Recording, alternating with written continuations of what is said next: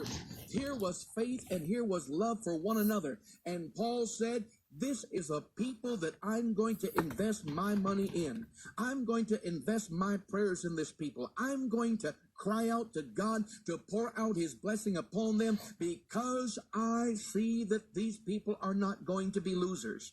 These people are not going to get stranded down the way somewhere. These people aren't going to get involved in some big ego trip. These people are not going to get caught up in their own self-love. These people are not going to find that pride takes over. These people can afford the blessing of God without exploding.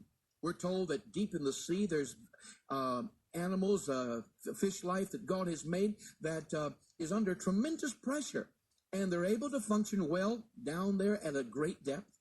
But you bring them up and the pressure's left off of them and they explode. They're not made to live without pressure.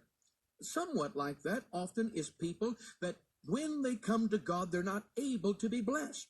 The moment they begin to get blessed, they begin to take the honor and praise to themselves. They get careless in their Christian life. Israel was like this in the Old Testament over and over again.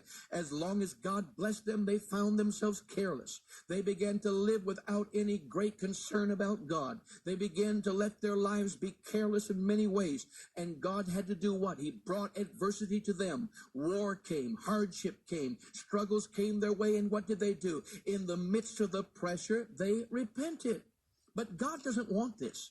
God is not looking for a people that can only serve him when it's hard going, when they are made to be brought to their knees by situations. God is looking for a people who can be blessed and still say, the Lord is my help. I love the Lord in my prosperity. I love the Lord in my joy. I love the Lord in my victory. I love the Lord in all that he's doing in my life. I love him and I praise him, not because I need some help in this emergency, but because the Lord is my shepherd, I shall not want. There's so many people, if they could make it in the world, that's exactly what they would do. If the world would bless them, they'd stay in the world. And they get hurt and they look and they say, well, the devil's beat me up again. And my sinful friends, they've taken advantage of me again. And my habits, they've destroyed me again. I guess I better get back to the church. So they get back to the church and they get their wounds dressed by God. He puts Band-Aids and puts on medication. They get a little bit better. What do?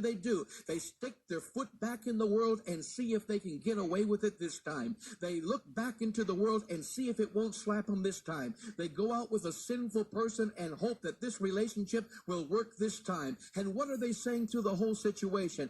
If I could make it, I'd make it without God. If I could make it, I would make it without being obedient. If I could get blessed by being sinful, I'd be sinful. If I could survive by being in the world, that's where I would be. But every time